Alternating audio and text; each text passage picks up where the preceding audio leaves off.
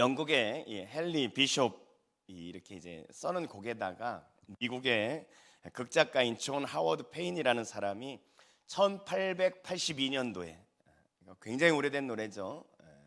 근데도 뭐 아주 그 옛날 노래 같지 않아요. 1882년에 그 이미 써져 있는 곡에다가 이제 가사를 붙여가지고 그러면서 이 노래가 유명해졌습니다. 이 노래가 얼마나 영향력이 있었던지요. 미국이 남북 전쟁을 하지 않습니까? 남북 전쟁을 하면서 격렬한 전투가 있고 나서 소강 상태가 됐어요. 그래서 잠깐 이제 서로 이 전투가 쉬면서 이렇게 소강 상태인데 적막한 그런 고요가 흐르고 있는데 한 병사가 이 노래를 조용하게 부른 거예요. 바로 옆 사람만 들릴 정도로 이렇게. 근데 이 노래를 들은 옆에 있는 병사가 또 이 노래를 부릅니다. 그러다 보니까 한 사람 한 사람 이렇게 하다 보니까 이 노래가 막 크게 그 진영에서 불리더니 이제는 반대 진영까지 가가지고 남군과 북군이 다 같이 이 노래를 이렇게 합창을 이렇게 부른 그런 일화가 있다고 합니다. 그래가지고 전쟁 당시에 이 노래는 금지곡이었대요. 왜냐하면 이 노래를 부르면 자꾸 고향 생각나고 집 생각나서 이 사람들의 마음이 해이해지니까 이 노래를 금지시킬 정도로 아주 굉장한 영향력이 있었던 노래가 이 노래입니다. 이 존 하워드 페인이 이제 아프리카 튀니지에서 영사로 있다가 그곳에서 죽게 됐어요. 그리고 나서 31년의 세월이 지난 다음에 미국의 한 갑부가 이 페인 이 사람의 이 노래, 이 사람의 이 영향력, 이 노래 영향력에 감동이 있었기 때문에 그래서 그 유해를 미국으로 가져오게 되어집니다. 그 유해가 이제 이 뉴욕에 이렇게 들어오게 될 때에 미국의 대통령, 국무위원, 그리고 상하위원, 그리고 수많은 국민들이 그가 들어오는 그곳에 먼저 나와서 환호하고 환영을 하면서 군악대가 이 노래를 이렇게 연주를 할 정도로 그의 영향력이 굉장히 대단했다고 합니다. 여러분, 그 영향력이 어디에 있겠어요? 이 노래 때문이죠. 이 노래 한 곡이 얼마나 많은 영향력을 미쳤는지. 왜 그렇겠습니까? 이 노래가 무엇을 생각하게 하니까? 가정을 생각하게 하니까. 우리 모두의 마음 가운데는 이 가정에 대한 그런 간절한 그런 마음들이 있단 말이죠. 여러분, 우리 그리스도인이 성경에서 가장 의미가 있는 두 개의 이 공동체를 찾으라고 하면 우린 가정과 교회를 찾을 수 있습니다. 하나님의 창조 사역의 이 절정에서 태어난 게 뭐예요? 그게 가정이죠, 가정. 그리고 하나님의 구원 사역의 절정, 십자가의 사건을 통해서 탄생되어진 공동체가 뭐예요? 그게 교회죠, 교회. 우리는 육신에 응애하고 태어나 가지고 처음 경험하게 되는 공동체가 바로 가정이죠. 영적으로 태어나서 첫 번째로 우리가 경험하게 되어지는 공동체가 바로 교회인 것입니다. 여러분, 이만큼 우리 그리스도인에게 있어서 교회와 가정은 너무나 소중한 그런 공동체인데 이 두 공동체의 기초가 뭐겠습니까? 기초가. 여러분, 가정의 기초가 뭐겠어요? 가정의 기초가 부부죠. 한 남자와 한 여자가 만나서 결혼하고 부부가 됨으로 인해서 그 가정이 시작되어지고 그 부부 위에 가정이 세워지는 것입니다. 교회는 어떻습니까? 교회의 기초라는 것은 그리스도와 우리와의 관계 속에서 그리스도와 성도의 관계 속에서 이 교회가 세워지게 되어지는 거죠. 그래서 이 부부의 관계와 그리고 그리스도와 우리와의 관계를 에베소서에 보면은 이 부부 관계를 그리스도와 성도의 관계로 이렇게 설명을 하고 있는 것을 우리가 볼 수 있습니다. 여러분, 가장 기초가 되는 이 두 관계, 이것이 바로 되어질 때 우리의 삶이 행복해지고 또 우리의 가정이 행복해지고 우리의 신앙이 건강하게 자라고 우리의 교회 생활이 행복해질 수 있는 것입니다. 그래서 오늘은 이 본문에 이 부부의 삶에 대하여 우리에게 가르치고 있는데 이 부부의 삶에 대해서 같이 보려고 그래요. 1절부터 6절까지는 아내가 남편을 향해 가져야 할 태도를 가르치고 있고요. 7절은 남편이 아내를 향해 가져야 할 태도를 가르치고 있습니다. 그래서 오늘 이 말씀을 통해서 우리 부부관계를 다시 한번 좀 돌아보고 다시 한번 말씀 위에 건강한 부부의 관계를 세워갈 수 있기를 바랍니다. 먼저 1절 말씀 우리 같이 한번 보겠습니다. 1절 같이 한번 읽어보겠습니다. 1절 같이 읽습니다. 아내들아 시작. 아내들아 이와 같이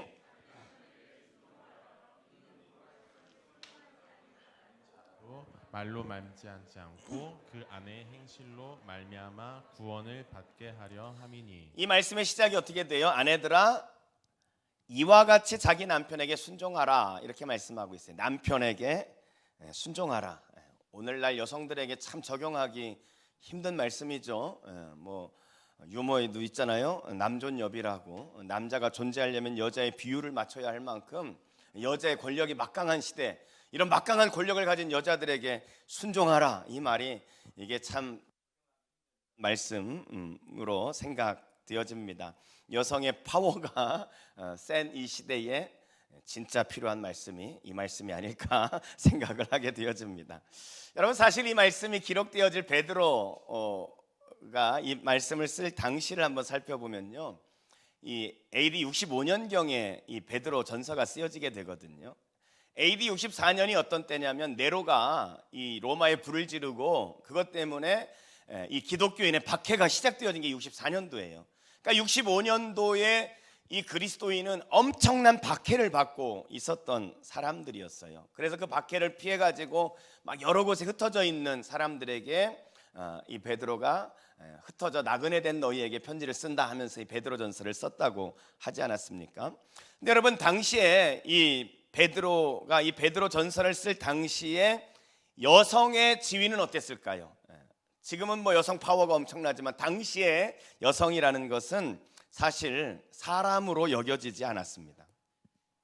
유대인 남자들은 이렇게 기도했어요. 하나님, 내가 여자와 이방인으로 태어나지 않은 것을 감사합니다. 여자와 이방인과 하나 더 붙이면 짐승으로 태어나지 않은 걸 감사합니다. 그러니까 동격으로 보았다는 거예요. 짐승하고 동격으로 볼 정도로 이 여성의 지위는 아주 땅에 떨어져 있었습니다. 오병이어 사건에 참여한 사람을 5천 명이잖아요. 근데 그 5천 명의 사람 속에는 여자가 포함되어져 있지 않았어요. 그러니까 거기에는 사람과 여자가 있었습니다. 근데 사람이 5천 명이었고 여자는 몇 명 있는지 몰라요. 그만큼 여자의 지위라는 것이 아주 땅에 떨어져 있는 그런 시대였단 말이죠. 여러분 로마는 어땠을까요? 로마는 어떻게 했냐면 이 아이가 태어나게 되어지면은 이 여자 아이의 권리는 누가 가지고 있었냐면 아버지가 갖고 있는 거야. 아버지가. 그래서 로마 당시의 기록에 의하면 이 남편이 아버지가 이제 전쟁에 가야 되는데 아내가 임신하고 있는 거예요. 그런데 남편이 아내에게 뭐라고 당부를 하고 가냐면 아들이 나오면 잘 키우고 딸이 나면 죽이시오. 이렇게 하고 전쟁에 나갈 정도로. 그래서 이 딸의 모든 권리는 아버지에게 있는 거야. 아버지에게. 근데 이 딸이 자랐어요. 이제 결혼을 했습니다. 그러면 아버지에게 있던 이 권리가 어디로 넘어가게 되냐면 남편에게 넘어가는 거예요. 그래서 남편이 버리고 싶으면 언제든지 버릴 수 있는 존재가 아내였어요. 여자가 이렇게 지위가 권리가 아무것도 없는 그런 상태에 있었습니다. 여러분 그렇게 여자가 짓밟히는 그런 시대였는데 그렇다면 성경이 뭐라고 권해야 되겠어요?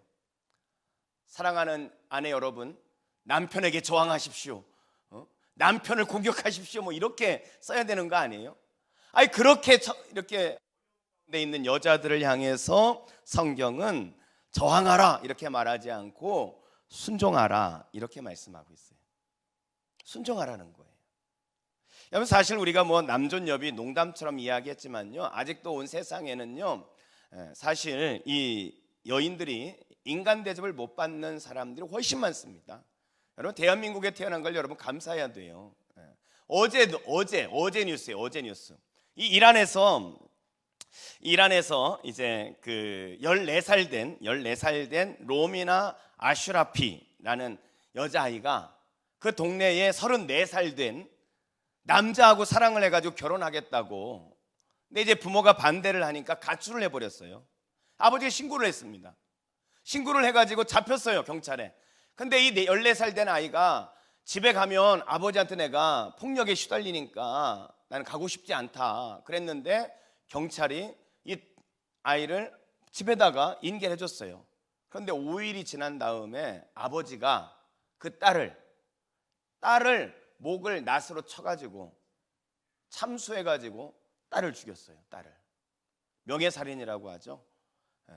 이 가정 떨어뜨리게 되어지면, 가정의 명예를 훼손시키면 딸이나 아내나 친척의 여인을 죽이는 거예요. 물론 이제 그게 법적으로 지금은 위법이죠. 그래서 그것 때문에 감옥에 가고 그런 일이 벌어지는데, 여러분 지금도 그런 살인이 엄청나게 일어나니까요. 여러분 제가 이것 때문에 자료를 찾아보니까요, 이 자료 알겠습니다. 네, 자료를 찾아보니까 이 자료에 사우디아라비아의 공주가 유학을 가고 싶은데 유럽으로, 근데 이제 허락을 안 하니까 레바논으로 이제 유학을 간 거예요. 유학을 갔는데 거기에서 한 청년을 만나서 사랑을 하게 됩니다. 근데 부모가 그것을 반대하는 거예요. 공주입니다, 공주. 근데 공주를 총살시켜서 죽였어요. 여러분 지금도요, 세계 곳곳에 여성의 지위라는 것은 말할 수 없이 이렇게 바닥에 정말 인간 대접을 못 받는 그런 경우들이 너무 많단 말이죠. 여러분 이런 상황에서 성경은 남편에게 순종하라는 거예요. 여자를 한 번 더 죽이는 거 아닙니까? 어떻게 이런 상황에서 남편에게 순종하라 이렇게 말할까? 여러분 우리가 이 순종의 의미를 좀 살펴봐야 됩니다. 이 순종이란 말은 억압에 의한 굴종을 말하는 게 아니에요.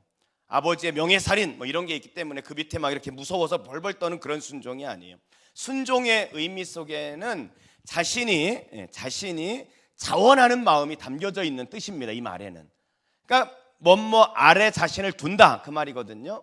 그러니까 자기가 자원해서 아래 둔다는 거예요. 자기 자신을. 억압이나 굴종이 아니라 자기 스스로가 그 아래 둔다 이 말이에요. 열등해서가 아니에요. 성경의 질서를 위해서 순종의 자리에 두는 것, 성경은 그것을 말씀합니다.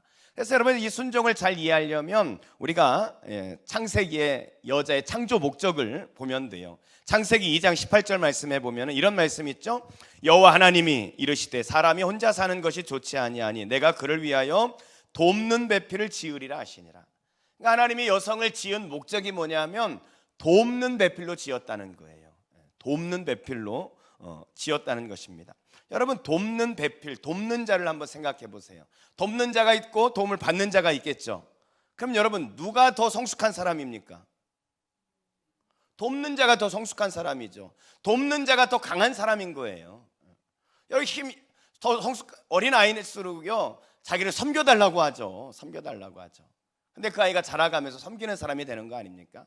하나님이 여인을 돕는 자로 만드셨다는 것은 여인이 남자보다 더 성숙한 사람으로 만들었다는 거예요. 믿으십니까? 그래도 나는 순종하기보다는 남편이 순종해줬으면 좋겠죠. 여러분 이 더 성숙한 사람이기 때문에 하나님이 섬기는 자로, 순종하는 자로 세우셨다는 거예요. 여러분 남자가 더 연약하고 여자가 더 강하기 때문에 이 남자는 강한 게 하나밖에 없어요. 뭐만 강해요? 힘만 세가지고 이걸 가지고 막 억압을 하는 거거든요. 근데 이 내면의 성숙은 여인이 더 성숙한 거예요. 아내가 더 성숙하다는 거예요. 그래서 여러분 전에 한번 했던 유머인데 아담이 하와를 딱 보는 순간 뭐라고 그랬습니까? 이는 내 뼈 중에 뼈요 내 살 중에 살이다 막 그러면서 막 그렇게 프로포즈를 했잖아요. 얼마나 예뻤으면.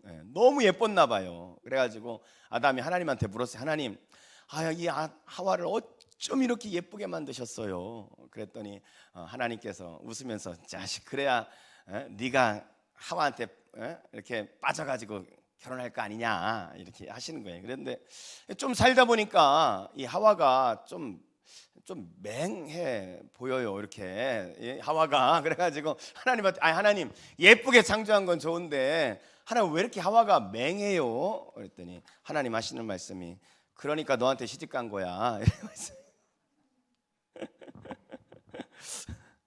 여러분 우리가 앞에서 여성의 지위를 말씀을 드렸어요. 그렇죠? 남편에게 모든 권리가 있고 아버지에게 권리가 있다 그러는데요. 결혼을 해가지고 사는 당시에 이 부부의 관계 속에서 많은 남자들을 남편을 움직이는 게 누구였을까요? 사실은 여자였어요. 여자. 남자가 큰 소리 치지만 그 남자를 움직이는 것은 여자였다. 그래서 여자가 돕는 자로 서야 된다는 거예요.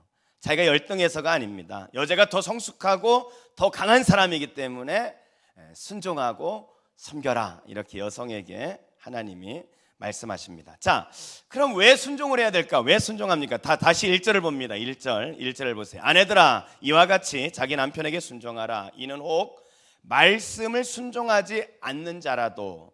그러니까 지금 말씀을 순종하지 않는 자, 그 말은 다른 말로 말하면 아직 구원을 받지 못한 자, 아니면 영적으로 어린 자, 그런 말이에요. 그러니까 남편이 아직은 예수를 믿지 않아요. 남편이 신앙적으로 어려요. 그걸 말하는 겁니다. 그런 자라도 말로 말미암지 않고 그 아내의 행실로 말미암아 구원을 받게 하려 함이라. 아직 안 믿는 남편을 구원받게 하려면 어떻게 해야 되냐? 말로 하지 않고 무엇으로? 행동으로 보여줘야 된다는 거예요. 행동으로.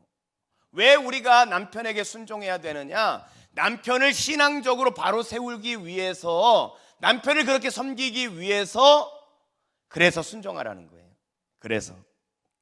그래서 이 남편을 세우기 위해서 순종하라, 이렇게 말씀하고 있습니다.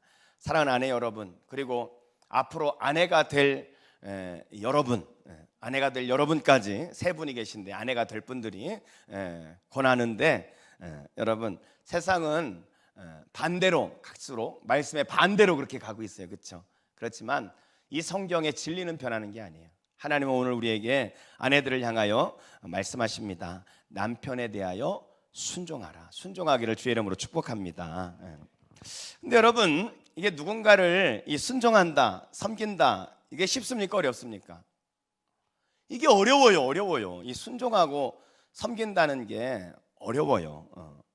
네, 여러분, 이게 쉽지 않아요. 남편이 몸이 아파가지고 아내가 이제 같이 병원에 갔습니다.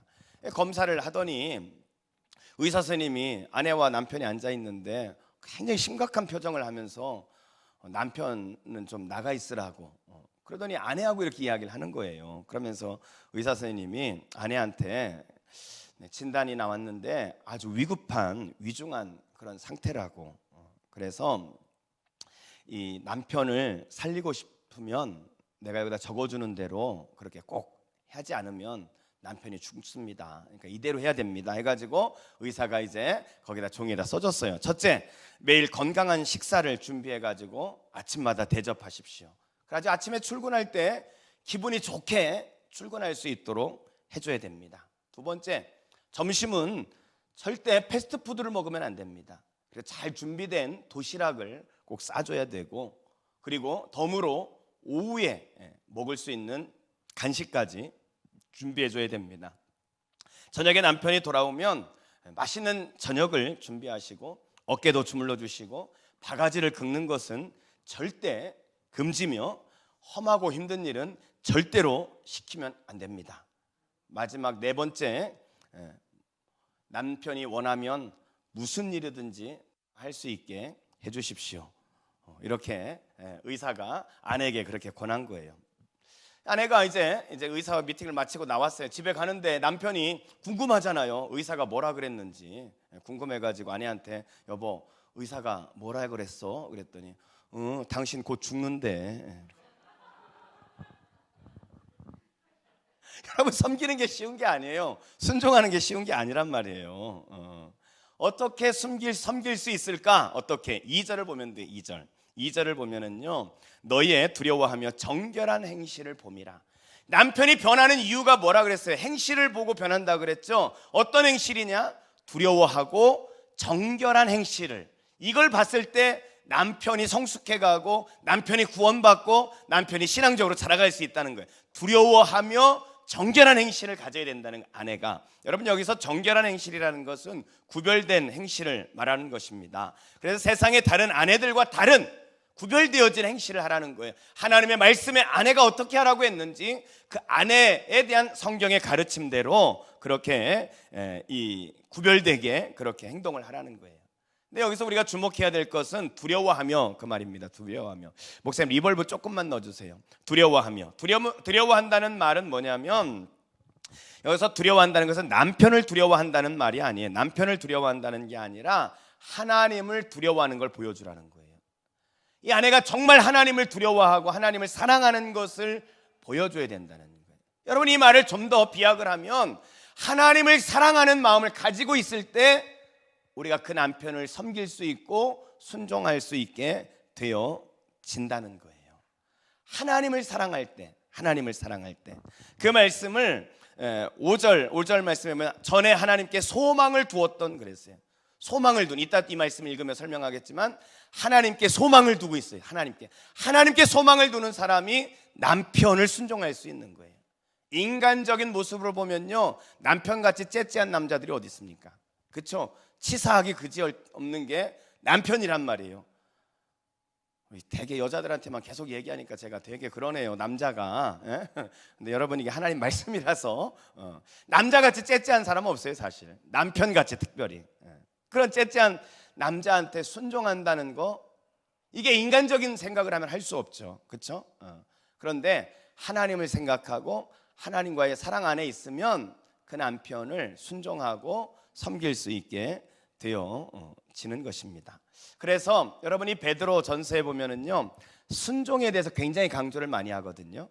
우리가 지난주 2장에서도 우리가 그 말씀을 봤는데 권위에 순종해라, 그리고 까다로운 상정에까지 순종하라 그랬잖아요. 자, 근데 이 순종에 대해서 이야기할 때 공통적으로 나오는 단어가 하나 있어요. 순종에 대해서 가르칠 때. 자, 2장 18절 말씀 보겠습니다. 2장 18절. 사환들아, 범사에 두려워함으로 주인들에게 순종하되 그랬어요. 주인에게 순종하는데 어떻게 함으로?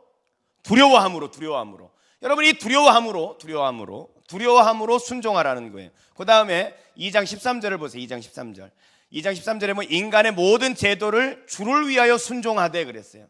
그러니까 인간의 권위 앞에 이 정부 당국자에게 순종하라는 겁니다. 왕이나 총독에게 순종하라는 거예요. 그리고 나서 17절에 뭐라고 말하냐면 17절에 무사람을 공경하며 형제를 사랑하며 하나님을 두려워하며 왕을 존대하라, 이렇게 말해요. 하나님을 두려워하면서 왕을 순종하라는 거예요. 남편에 대해서도 두려워하는 마음, 상전에 대해서 순종할 때도 두려움이라는 말을 썼고요, 국가 권위에 대해서 순종할 때도 두려움이라는 단어를 썼어요. 여기서 두려움이라는 것이 남편을 두려워하고 상전을 두려워하고 국가를 두려워하라는 말이 아니에요. 이 두려움이 뭐라고요? 하나님을 두려워하는 거, 하나님 안에서 진정한 믿음, 하나님을 경외하는 그런 마음이 있으면 순종하게 되어질 수 있다는 거예요. 내 힘으로 순종하는 게 아니에요. 내 힘으로 하려고 하면은요, 지금 위중한 남편에게 당신 곧 죽는데 이렇게 말하는 거예요. 내 힘으로 하는 사람은 그러는 거예요. 그런데 하나님을 경외하는 사람은요, 하나님이 주시는 힘으로 하는 사람은 섬길 수 있고 순종할 수 있게 되어지는 것입니다. 그래서 여러분, 우리는 아내들은 하나님의 마음을 가지고 하나님께 소망을 두고 하나님이 그 남자를 지금 세워가고 이끌어가고 그 남편을 통해서 하나님께서 우리의 가정에 복 주신다, 이 소망을 가지고 남편을 세우고 남편에게 순종하라, 이렇게 말씀을 하고 있는 것입니다. 그러면서 두 번째로 3절에 보면 그 아내가 어떻게 이 아름다움을 가꿔야 될지를 이야기하고 있어요. 아내가 어떻게 아름다움을 가꿔야 될지. 3절입니다. 3절에 너희의 단장은 머리를 꾸미고 금을 차고 아름다운 옷을 입는 외모로 하지 마라. 우리를 단장한다, 이것을 외모를 꾸미게 그것에 집중하지 말라는 거예요. 아예 화장하지 말고 그런 말이 아닙니다. 그것이 중요한 게 아니라 그 뒤에 4절이 중요하다는 거예요. 여러분, 여기에서 외모를 단장하지 말라 그 말이 아니에요. 여러분, 뭐 남편에게 순종하는 것만 하느라고 단장하는 걸 잃어버려가지고 교회 올 때 막 3개월째 머리 안 감고 교회 오고 그러면 안 돼요, 알았죠? 단장하지 말라는 말이 아니라 지나치지 말라는 거예요. 여러분, 여기서 단장이라는 말은요, 헬라어로 코스모스라는 말이에요. 코스모스. 여러분, 코스모스 무슨 뜻이죠, 영어로?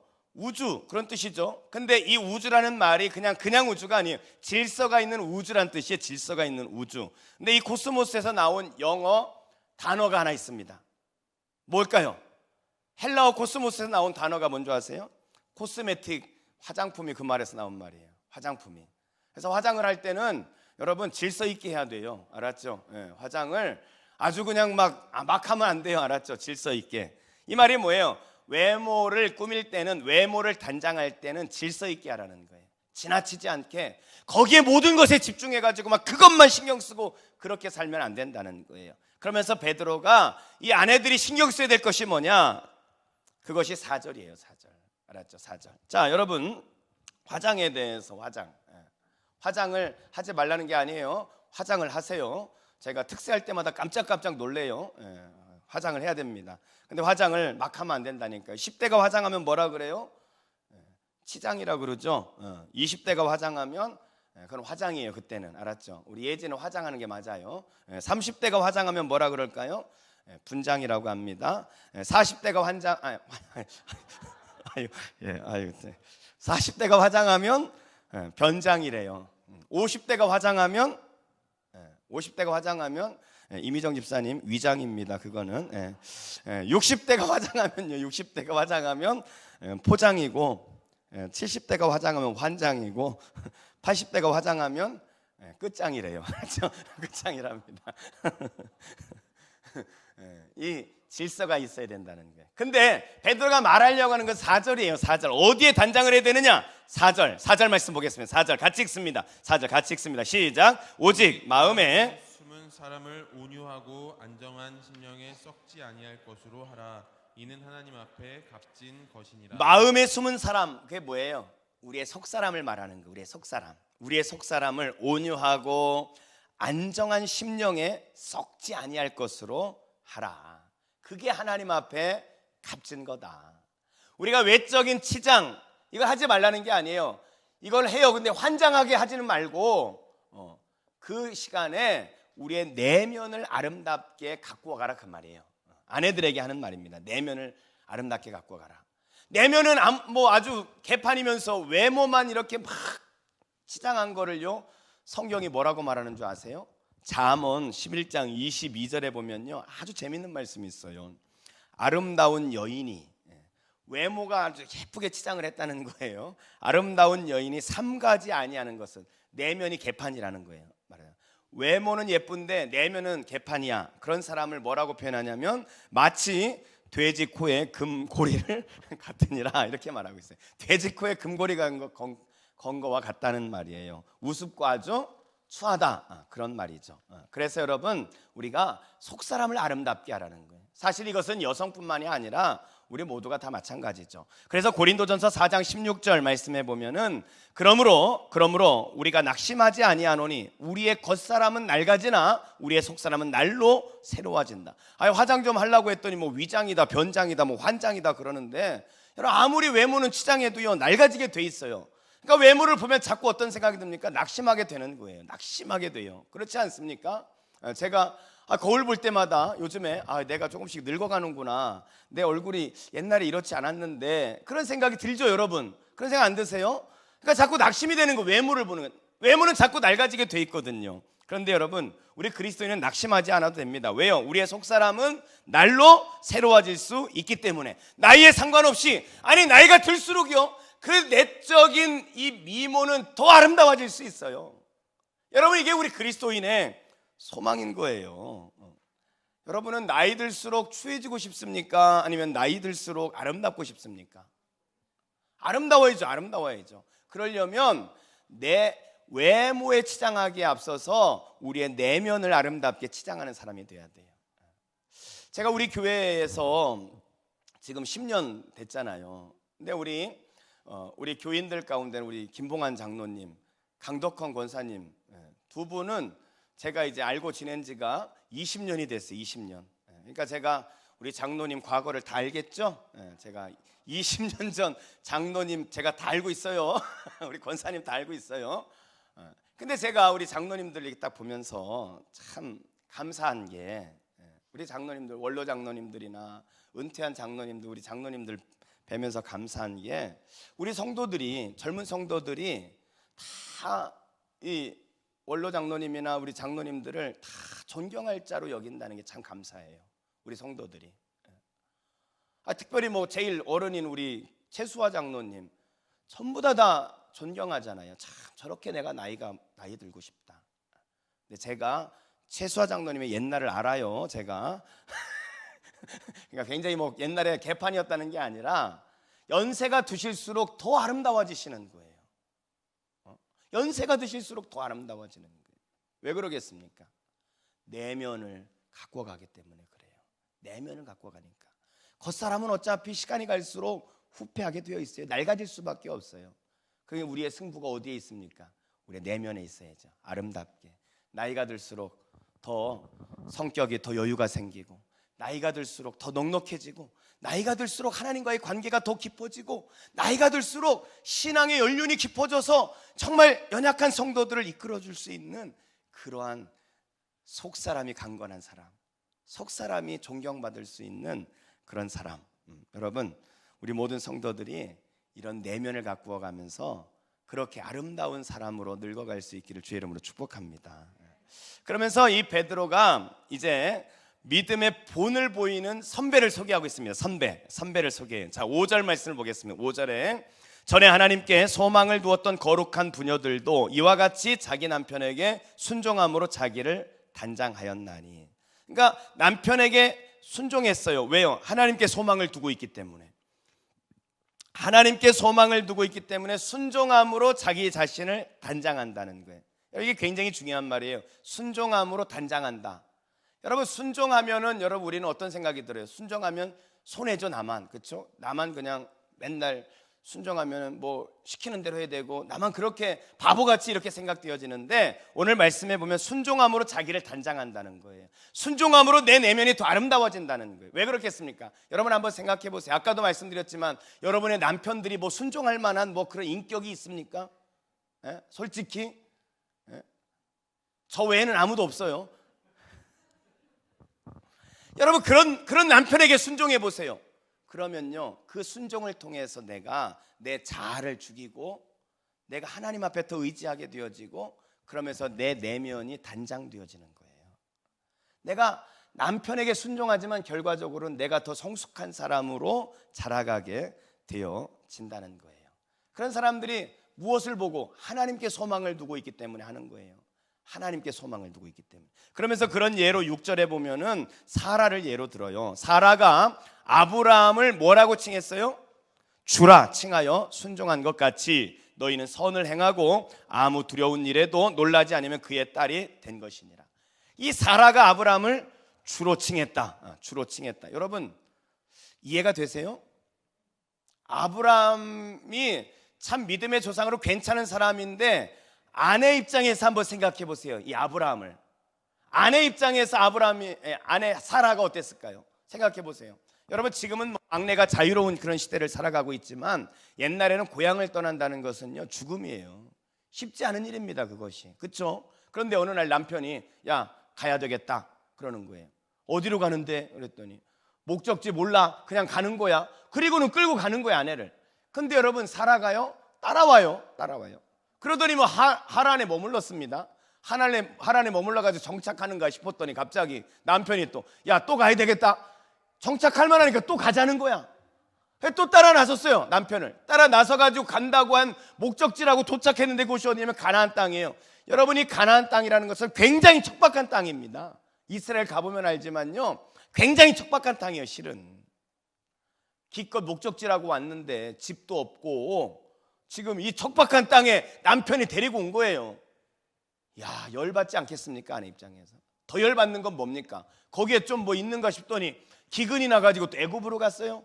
애굽으로 갔더니 자기 살자고 그냥 너 내 아내라고 하지 말고 누이라 그러더니 바로한테, 야, 쪽팔려도요, 남자가 봐도 너무 쪽팔려요, 진짜. 여러분, 이게 아브라함이었어요. 남편 아브라함은 그랬습니다. 남편 아브라함.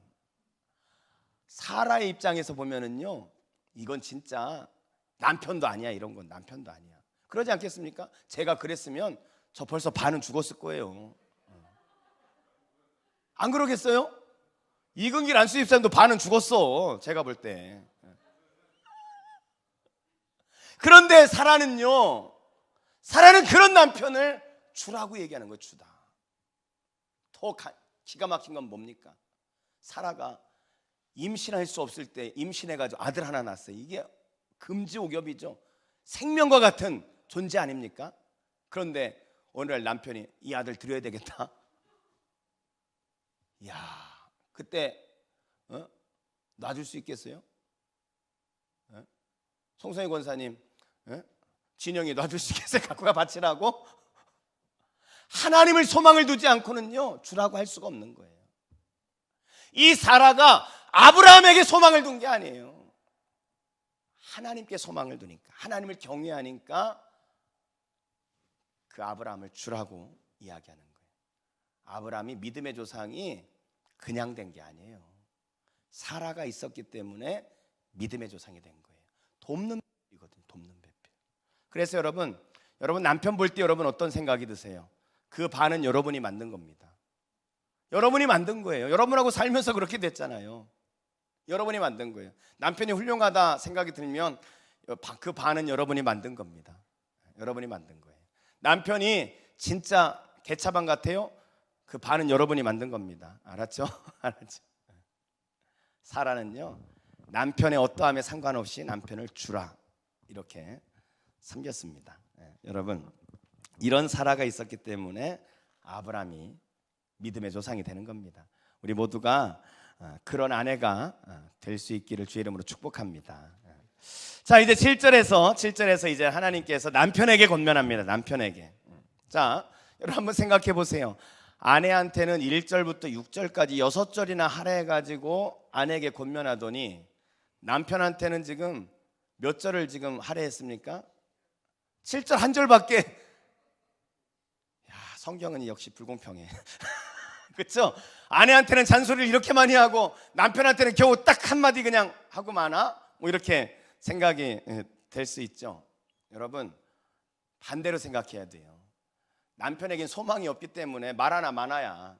그러니까 아내한테 그래도 좀 적극적으로 심어줘가지고 네가 좀 제대로 서야 남편 세울 수 있다 그래가지고 6절이나 막 강조해서 그렇게 너 정신 차려야 돼 아내가 그래서 하는 거예요. 자 7절을 보겠습니다. 7절 남편들아 이와 같이 지식을 따라 너희 아내와 동거하고 그를 더 연약한 그릇이요 또 생명의 은혜를 함께 이어받을 자로 알아 귀히 여기라. 이는 너희 기도가 막히지 아니하게 하려 함이라. 여러분 이 말씀에 남편이 아내에게 이렇게 하라 핵심이 뭡니까? 핵심이 어떻게 여기라는 거예요? 아내를 귀히 여기라는 거예요. 귀히 여기라. 여기에 있는 사랑하는 남편 여러분, 하나님께서 여러분에게 부탁한 말씀 아내를 어떻게 여겨야 되느냐? 귀히 여기라 이렇게 말씀합니다. 귀히 여기라. 왜 귀히 여겨야 될까? 이 말씀에 보면 세 가지 이유가 있어요. 여러분 이 말씀에요 한 절을 가지고 이야기하는 것 같지만요 굉장히 무거운 책임감이 그 속에 담겨져 있어요. 그리고 오히려 가르치는 덕목은요 이 한 절이지만 여기에 더 많이 있습니다. 더 많이 있는 거예요. 자, 왜 귀히 여겨야 되느냐? 왜 귀히 여겨야 되냐? 거기에 말씀해 보면은 아내는 더 연약한 그릇이라 그랬어요. 더 연약한 그릇이다. 여러분 여자가 약해요? 남자들이 거의 동의를 안 하는 것 같아요. 여자가 약하지 않은가 봐요. 그럴 수밖에 없죠. 여러분 남자는 진흙으로 만들었고 여자는 본 차이나라니까요. 뼈로 만들었기 때문에 여자가 더 강해요. 여러분 여기서 연약하다는 말은 육체가 연약하다. 그게 1차적인 의미예요. 여자가 더 약하잖아요. 힘이 뭐 남자한테 힘이 됩니까? 안 되잖아요. 그래 육체적으로 연약하다 그런 의미가 있는데 더 중요한 연약하다 그 말은 뭐냐면 여성이 정서적인 부분에 있어서 더 예민하다는 거예요. 그러니까 이 정서가 상처를 받기가 훨씬 쉽다는 거예요. 여자가. 그래서 여자가 이 남편의 말 한마디를 가지고도 이 여자는 그 한마디 때문에 그냥 막 이렇게 낙심이 되고 더 예민하게 그리고 상처를 받는 존재다. 더 약한 존재다 그 말입니다. 그래서 여러분 약한 존재, 약한 그릇이에요. 깨지기 쉬운 그릇이에요. 그럼 어떻게 해줘야 되겠습니까? 깨지기 쉬운 그릇일수록 조심해서 다뤄야죠. 조심해서 다뤄달라는 거예요. 남자 여러분 아내를 조심해서 다뤄주세요. 알았죠? 이렇게 막 투박하게 다루지 마시고 오강 다루듯이 그렇게 하지 말고 아주 그냥 고려 자기처럼 깨지기 쉬운 자기인 것처럼 그렇게 귀하게 그렇게 다뤄야 돼요. 왜 그런 줄 아십니까? 이 깨지기 쉬운 그릇인데요 깨지고 나면 난리가 나요. 요란스럽습니다. 그래서 깨지지 않게 해야 돼요. 깨지고 나면 남자가 엄청 된통 당해요. 알았죠? 그래서 깨지지 않게 해야 돼요. 연약한 그릇이다. 그래서 말씀에 뭐라고 말하냐면 지식을 따라 너희 아내와 동거하라는 거예요. 그냥 아무렇게나 아내를 사랑하는 게 아닙니다. 성경에 남편으로서 아내를 어떻게 사랑하라고 하는지 그 말씀을 잘 알고 지식에 따라서 아내는 어떻게 대해줘야 되는지, 그래서 남편으로서 아내 대하는 것도 공부하고 배우라는 거예요. 그래서 부부 학교 같은 데 가가지고 배우라는 거예요. 배우라는 거예요. 지식에 따라서 아내를 대해줘야 됩니다. 왜? 더 민감한 존재고 더 연약한 존재이기 때문에, 그래서 지식에 따라서 귀하게 대해줘라 이렇게 말합니다. 그리고 두 번째는 뭐예요? 거기에 보면은 생명의 은혜를 함께 이어받을 자다 이렇게 말합니다. 생명의 은혜를 함께 이어받을 자. 이 말은 뭐냐면 아내가 열등한 존재다. 우리가 뭐 계속 그렇게 말씀드렸지만 열등한 존재가 아니다, 그죠? 아니라 그랬죠.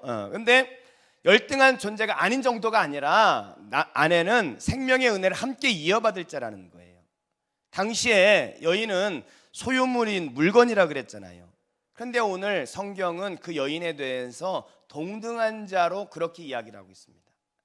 아내가 더 열등한 존재가 아니라 함께 이어받을 자라는 거예요. 함께 이어받을 자. 이 말을 쉽게 말하면 죽을 때까지, 하나님 앞에 갈 때까지 영적인 동역자다. 영적인 동역자. 같이 가는 동등한 동역자다 이렇게 이야기하고 있는 거예요. 그러니까 아내가 나보다 떨어지는 그런 존재이기 때문에 섬겨라, 절대 그 말이 아니에요. 동역자입니다. 동역자인데 더 성숙한 동역자이기 때문에 남편에게 순종하고 섬겨줘라, 그런 의미예요. 그래서 여러분, 아내가 나의 가장 귀한 동역자예요. 여러분 어떻습니까? 여러분의 아내가 여러분에게 가장 중요한 동역자 아니에요? 가장 중요한 동역자죠. 그리고 세 번째로 아내를 귀히 여겨야 되는 이유가 뭐냐면, 세 번째 거기 7절에 제일 끝에 보면은 너희 기도가 막히지 아니하게 하려 함이라, 이런 말씀을 하고 있어요. 기도가 막히지 않으려면 아내를 귀히 여기라는 거예요. 아까 제가 말씀드렸죠? 깨지면 어떻다고요? 요란합니다. 그러면요, 기도할 수가 없어요. 여자가 아내가 이렇게 바가지 긋기 시작해 보세요. 그럼 무슨 신앙생활이야? 그때부터는 그냥 다 끝이야. 그냥 아내를 귀히 여겨야 그 아내의 순종, 그 섬김, 그리고 그 사랑 안에서 내 마음이 평안해져야 영적인 평화를 누리고 있을 때 하나님 앞에 기도도 하러 우리가 나아갈 수 있고, 그 기도가 하나님 앞에 연결되어지고 그 기도를 통해 하나님의 축복도 내려오게 되어지는 것입니다. 그래서 우리의 기도가 막히지 않으려면, 가정의 축복이 막히지 않으려면 아내를 귀하게 여겨라, 이렇게 말씀을 하고 있습니다. 여러분, 이 부부에 관해서 이야기할 때 중요한 단어 중에 하나가 뭐냐면 창세기 2장 24절 25절에 보면 하나님께서 이렇게 말씀합니다. 그러므로 남자가 부모를 떠나 그 아내와 연합하여 둘이 한 몸을 이룰지로다. 아담과 그 아내 두 사람이 벌거벗었으나 부끄러워하지 아니하니라. 여기에 보면 연합이라는 단어를 쓰고 있어요. 연합이라는 단어. 연합이라는 말은 뭐냐면 풀로 종이를 두 장을 딱 붙였다, 그런 말이에요. 이 종이가 있는데 이 두 장을 가운데 풀을 붙여가지고 딱 붙였다는 거예요. 이렇게 딱 붙였어요. 근데 여러분, 이 종이를 두 장을 다시 떼려면 어떻게 되겠습니까? 이 따로따로 이렇게 떨어지는 게 아니에요. 풀을 붙여가지고 딱 붙여놓으면은 이게 찢어지게 돼 있어요. 찢어지는 거예요. 연합이라는 말은 그 말입니다. 연합이라는 말은. 그러니까 아내와 남편은 그런 존재라는 걸 잊어버리면 안 돼요. 대부분 우리가 아내를 사랑하고 남편을 섬기려고 할 때 내 손해야, 이런 생각을 하는 경우가 많이 있죠. 여러분, 절대 손해가 아니에요. 손해가 아니에요. 하나이기 때문에 내가 손해면 남편도 손해인 거예요. 내가 유익하면 아내도 유익한 거예요. 연합이기 때문에 그래요. 하나라는 거예요. 하나라는 거예요. 그러니까 우리가 섬긴다, 순종한다, 그것을 내가 손해다 생각하면 안 돼요. 내가 잘 섬겨보세요. 그러면 그것이 결국은 내게 유익하게 돼 있어요. 내가 아내를 내 몸과 같이 주님이 그리스도를 위해 십자가에 죽기까지 사랑한 것처럼 아내를 사랑해 보세요. 그러면 그 아내를 사랑해 준 것이 그대로 나에게 유익하게 되어지는 거예요. 왜요? 연합한 자이기 때문에, 하나이기 때문에 그래요. 내가 손해야? 절대 내가 손해가 아니에요. 내가 손해면 상대방도 손해예요. 내가 유익하면 상대방도 유익한 거예요. 연합이라는 단어를 기억해 주시기 바랍니다. 여러분, 제가 결혼 주례를 하면 주례가 맨날 똑같잖아요. 저희 집사람이 매일 이제 좀 주례 바꿀 때 되지 않았냐고 저보고 그래요. 그래서 제가 바꿀 마음이 별로 없어요. 왜냐하면 그거보다 좋은 주례가 없는 것 같아서 안 바꿔요 제가. 근데 여러분 제가 주례를 마칠 때 꼭 이 멘트를 써요. 주례를 마칠 때 무슨 멘트를 쓰냐면 어느 날 두 사람이 결혼해가지고 하나님이 아이를 줬는데 그 아이가 자라가지고 유치원에 가가지고 교회 가가지고 천국과 지옥에 대해서 배웠어요. 그래서 그 아이가 와가지고는 엄마한테 아빠한테 아빠 천국이 어떤 곳이에요? 이렇게 물어보면 천국이 어떤 곳이에요? 이렇게 물어보면 오늘 결혼한 두 사람이 이렇게 대답할 수 있어야 됩니다. 예 아들아 딸아 천국은 말이야 마치 우리 집과 같은 곳이야. 우리 집과 같은 곳이 천국이야. 이렇게 말할 수 있는 가정을 만드는 이 결혼의 행진을 시작하십시오. 제가 이렇게 이제 말씀을 맺거든요. 주례를. 여러분의 자녀들이 여러분 가정을 보면서 천국이라는 생각을 할까요? 여러분 우리가 그동안은 어땠는지 모르겠어요. 과거는 묻지 않습니다. 하나님은 과거는 묻지 않아요. 이제 어떤 분은 곧 손주를 보게 될 테고 어떤 분은 곧 아들을 보게 될 텐데 그 아이들이 자랐을 때 할아버지 할머니 천국이 어떤 곳이에요? 이렇게 물으면 손주야 천국은 말이야 우리 집과 같은 곳이야. 이렇게 말해줄 수 있는 부부 그런 가정을 만드시기를 주의 이름으로 축복합니다. 기도하겠습니다.